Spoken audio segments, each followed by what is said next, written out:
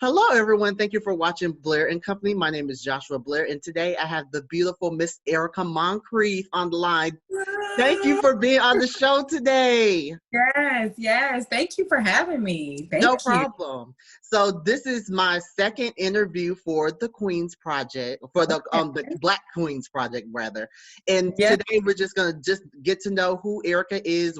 Just talk about a little bit about her background, her upbringing, and talk about just some of the successes she's gone through and what she got going on, and just some of the obstacles she had to go through to get to where she's at. So, Erica, just tell me a little bit about yourself. Well, let me explain first how I know Erica. So I met Erica, I want to say we went to high school together. We both went to Mallard Creek High School in Charlotte, North Carolina. And I want to say I met you, what was it, 11th grade? What year did you get? I moved to Charlotte in 11th grade, so I did 2 years at Mallard Creek. Yes, and I remember we were a part of junior class council. You Yes. remember that? Oh my God. I feel like it's just kind of a blur, but then I have some memories. Like senior year, I feel like I remember more than junior year. And we just always had this, once she got there, we just clicked like this. And so I was just so happy that I was able to get her to be a part of this, because I feel like she exemplifies like a Black queen to me. Oh my God. And so she always have like this light about her that I like. So this is why I wanted her to have come on the show, and so we could just talk about what she has going on. So just tell me a little bit about yourself, just a little bit about your upbringing, what you the people that inspired you to do what you're doing so far. You know, that's so funny that you say inspiration, because I was just talking about this in my devotional with my line sisters this morning. But piggyback, my name is Erica Moncrief. I'm currently 24 years old. I am originally from Detroit, Michigan. So like that's my spot. That is home for me. But I moved to Charlotte when I was 16. So that's how me and Josh met. In 11th grade, and now I work for Chrysler in Florida. So I just moved from Orlando, and I'm currently in Jacksonville now. But mainly about me, I am such a woman for like women empowerment. I love inspiration, like Milano de Rouge. I don't know if you're familiar with her, but just like inspirational people on Instagram and just different devotionals and things. But all about woman power, all about spreading the love of Jesus, you know, but also being just a boss chick. Yes. Anything you do, just being a boss chick and being confident in that. So that's pretty much about me. I just love being that we can do this, you know, type of woman. Yes, and that's good. And I feel like people need to, well, especially young girls and young women need to see that example. Because, you know, a lot of girls I've seen, or they have like a lot of like low self-esteem issues, and they need to show that whatever you're going through, you can come up, you can be on top of it, and just know that you could be the best person you could be, and not feel like you have to lower your standards or lower that, just feel like the best thing. Whatever you want to do, you can do it, and just stay positive and stay focused.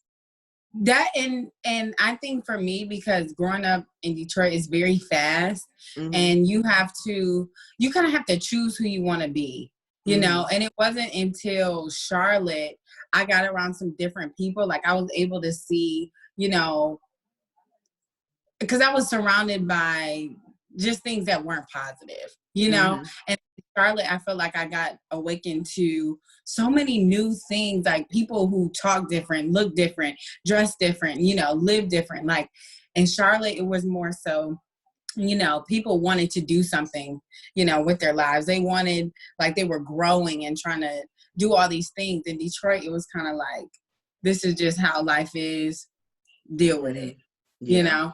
So I think it really is a choice. Yes, I definitely agree. It's a choice. You have to be like, I see what this is and I don't want it. So how can I be around people that are going to get me to where I want to be? Exactly. Around people, you know, that inspire me to be better, you know, to be the change. So.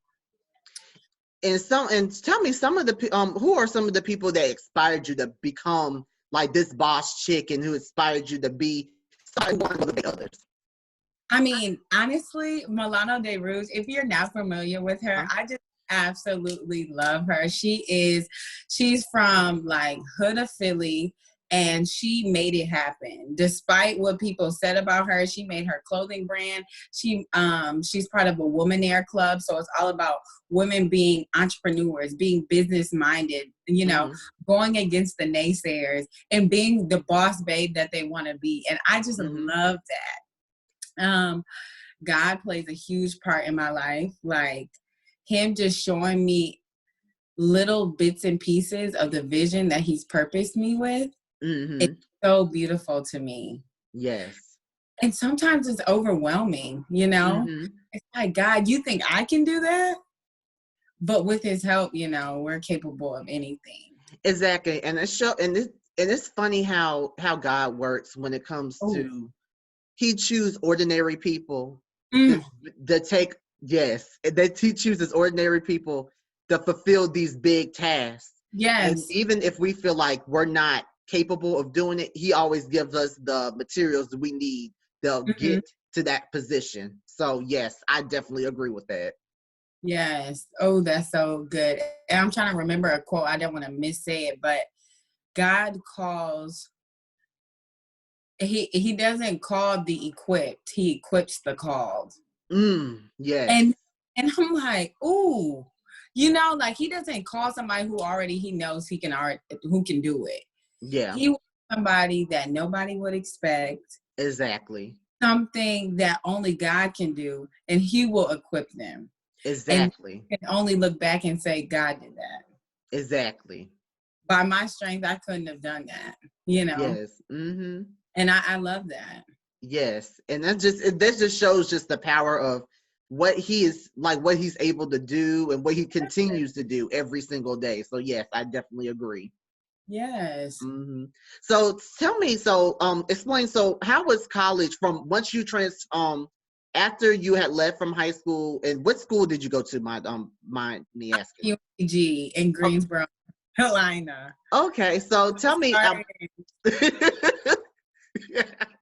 so tell me a little bit about just your college experience and just the connections you made and how it transformed you to the woman you are now. So, all right, freshman year, I'm going to be honest. Okay, so piggybacking, being extremely transparent. When I was in Detroit, really didn't care about my grades. Like I was just going to high school because that's just the thing. You need to go to school.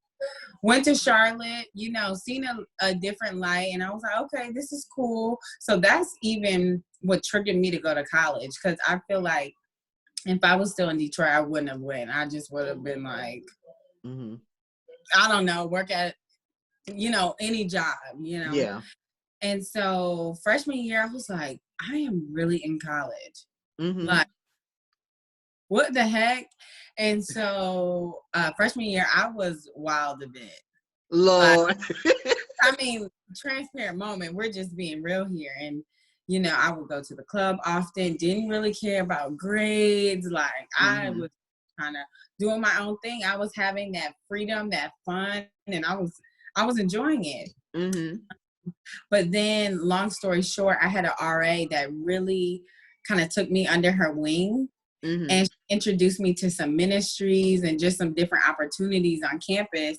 And at first I was like, I've always loved the Lord, but I was like, I'm not about to be around all these people and all this stuff. You gotta feel like you're different than who you are. So long story short, after getting plugged into those ministries, like I really started to see God in my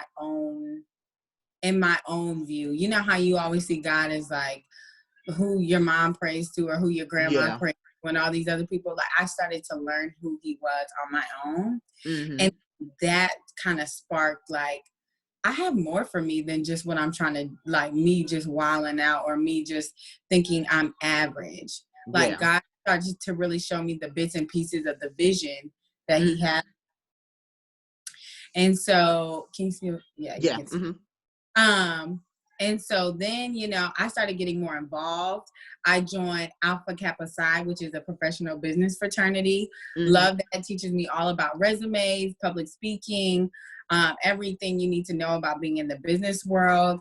I joined Girl Talk, which is a Christian women's organization where I served as a leader there. And of course, you know, I was initiated into Alpha Kappa Alpha Sorority Incorporated, the new Okay.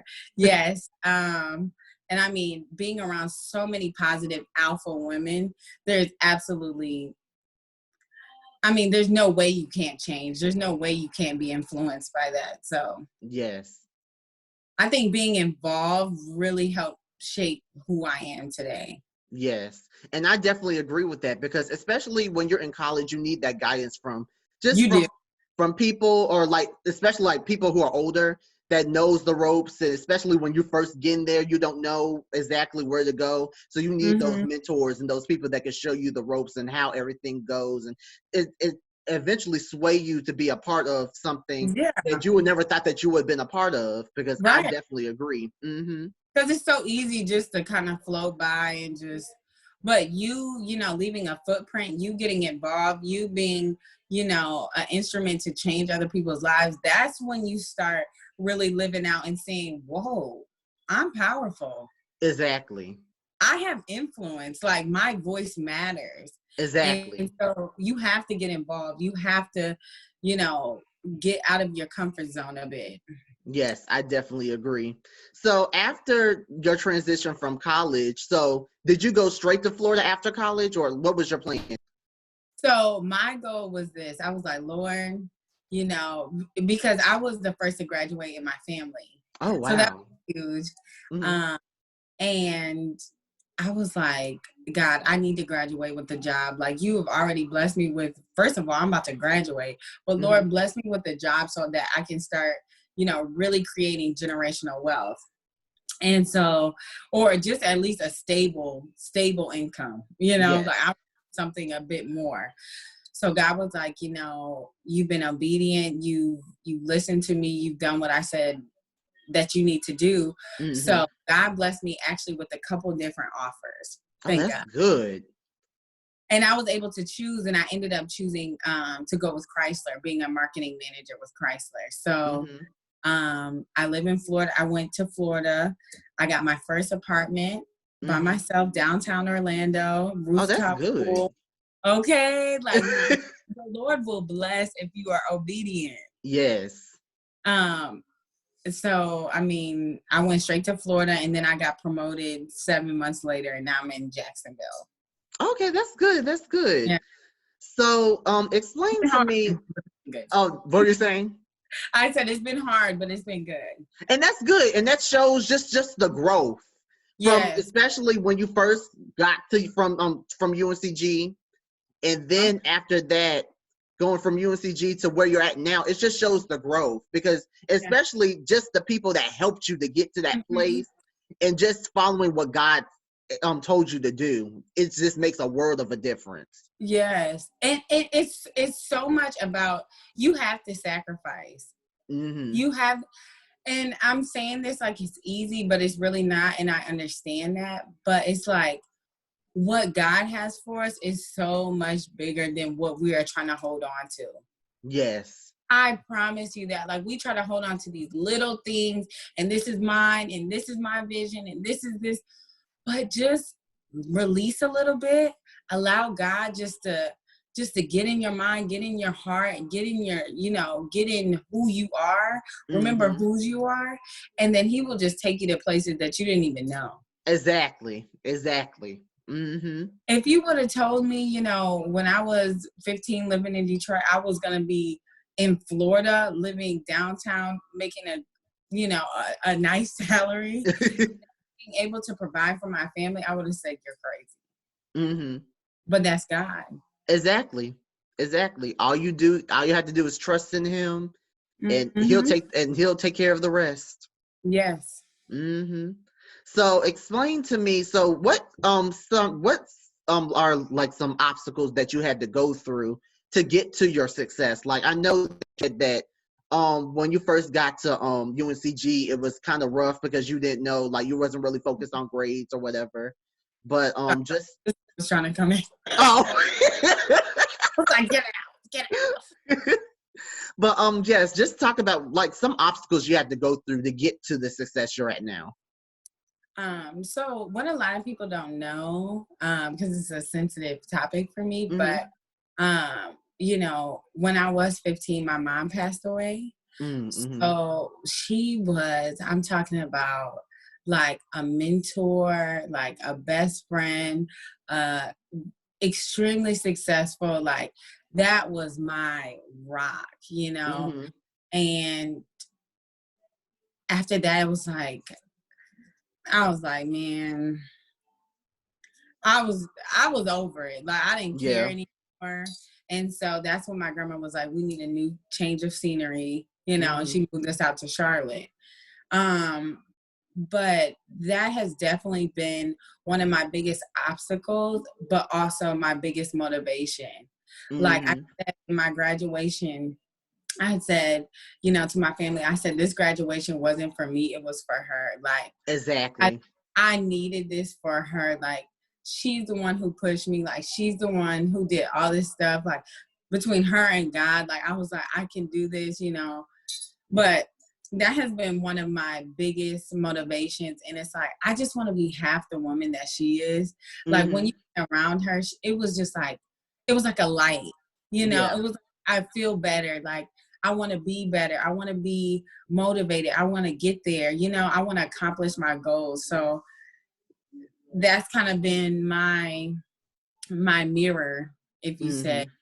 Mm-hmm. Um, but yeah, that has definitely been something I still struggle with. Um, it's been about 9 years. Oh So losing wow. my best friend at 15 is like, it's tough, you Yeah, know? I definitely understand. But look at you now. I feel like if she was still here now, she would be so proud of you. Yeah. And that's what I really hold on to. I hope, like I said, during my graduation as well, I said one wish, I just would hope that, you know, she could see me and that she's smiling. Like if I could see that, that would be Mm-hmm. my life. Yes. So, explain to me, what can you see yourself doing? I would say, like within the next 5 to 10 years, like what aspirations or goals you still want to accomplish? Mm-hmm. That's a good question. So, you know, piggybacking on what I said earlier about landing a job and Yeah. Mm-hmm. creating generational wealth, I thought that, you know, once you got a corporate job or whatever, you're gonna have that generational wealth. But as I figured out, you need multiple streams of income You do. to create that generational wealth. So now I'm looking at so many different investment opportunities. Mm-hmm. So, and one of my line sisters are actually about to start doing multifamily investing, which Mm. is where we have like we buy duplexes, triplexes, fourplexes, you know, and we rent them out to tenants, but we own the properties, and we're gonna buy multiple ones of those, and we're just gonna leave them in our families, you know, to create that generational wealth. That's just one thing. That's good. Thank you. Mm-hmm. I mean, but that takes education and being around people that are doing it. Exactly. Uh-huh. Because people won't tell you about that. They won't, especially especially and for me, especially I've always felt like, especially with us as African Americans, it's like we are I don't know. I feel like they try to keep stuff from Oh us from my like God. especially that specific area of Yeah, education. I feel like we're always like the last person to know about certain things like that. yeah, exactly. We are. We are. And it's like that there are communities out there that are trying, like Earn Your Leisure. They're great community talking about, you know, people building wealth and creating generational wealth and things like that. But like there are smaller communities that are doing that, but we have to really want to do it. You know, Hmm. we're focused on a lot of the wrong things, Exactly. temporary things. We need to, if anything, this quarantine has shown us like you need to be prepared.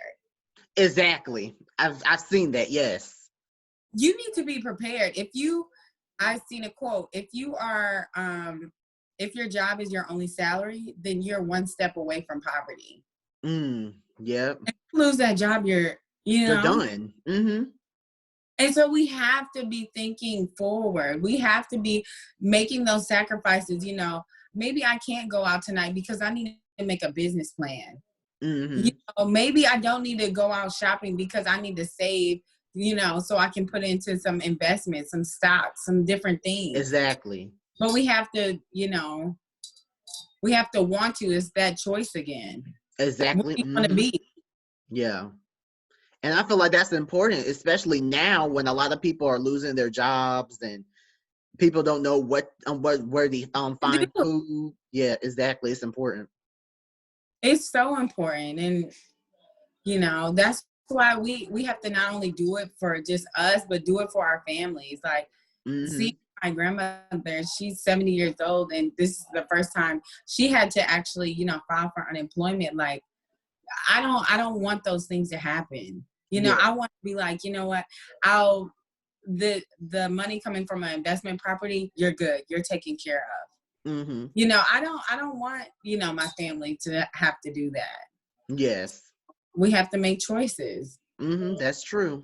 And then whatever choice we make is either going to make bring us in the right direction or the wrong direction. So we have to make the right choice.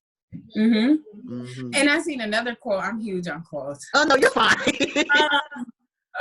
It was saying like being rich is hard, being broke is hard. So which hard are you gonna choose? Gonna choose, exactly. Which hard? Exactly. So explain to me. So that's good. I'm so glad. I'm just so glad that I was able to get you on the show. I'm just so happy. Because for my viewers out there, I love Erica. Like when she first got to Mallow Creek, I was just like, who is this girl? Like I was like, who is she? So, and just bringing it back to the topic, just being this is the Black Queens Project. What qualities about yourself makes you a Black queen? I mean, you know, it's like, I mean, I just try as hard as I can. I mean, I don't know. I mean, I work hard, you know, I try to help others, you know, I love on people hard, you know. I don't know. I think just being me, being the God in me makes me a queen in itself. Like God told me that I am part of a royal priesthood, and I'm already a queen. And if I do what it says, you know, if I'm able to love people, if I'm able to, you know, invoke joy in just who I am, that's all I can do. Exactly. So. And that's important because I feel like you need, especially in today's times, I feel like a lot of young African-American women and girls needs to hear that message. You are already that. Exactly. You are already that. It's just stepping into that identity, you know? Yes. That's all it is just stepping into that identity. You are when you were born, you are already said to be a queen. Period. Period. Exactly. Don't let anybody, do not let any situation, do not let any, you know, anything distract you from being what you were born to be. Exactly. I definitely agree. So where can we find you on social media for people who want to follow you and just follow your journey? Yes. So you can follow me at Erica Views, ERICAVIEWS on Instagram. I do not have a Twitter. I feel like I don't know how to work Twitter.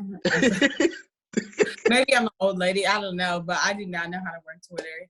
But I'm also on LinkedIn. LinkedIn is very important. Get LinkedIn. Yes. Get to the people that, you know, you want to, there is millionaires on LinkedIn. Yes. On their network, like message people. It's closer than you think.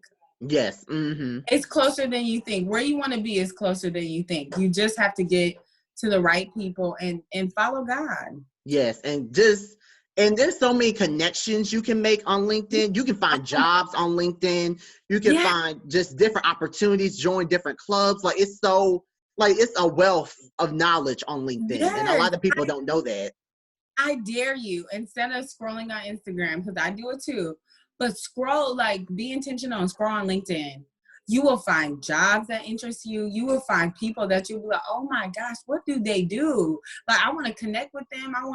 And then you just start researching all these things, and it gets you plugged into like a different avenue of thinking, you know? So, but on LinkedIn, I'm Erica Moncrief. So just my first and last name.